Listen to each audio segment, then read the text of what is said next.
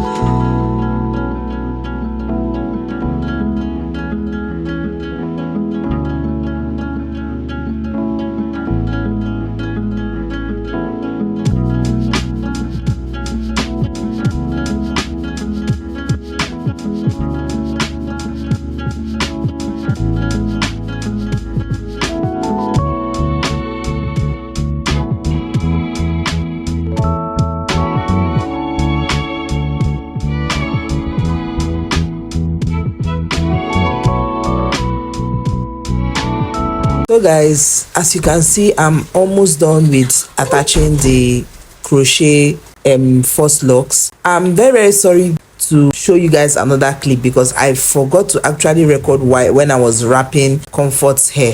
So all you need to do is insert your kinky hair, because you need your kinky hair, any kinky hair you have, insert it, use a crochet hook to insert it just the way you see me doing now, and then use that same hair you inserted to wrap the hair.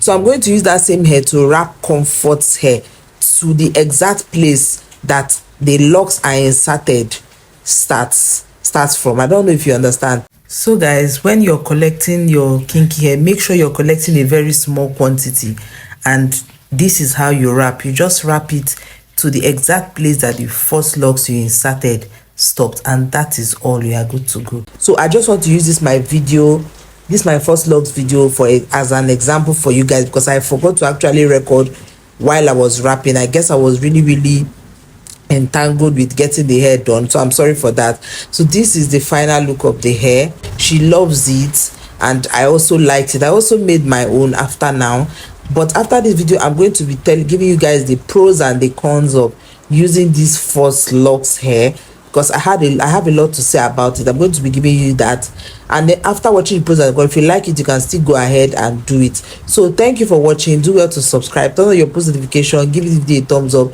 and leave me a constructive comment. Stay blessed. Bye.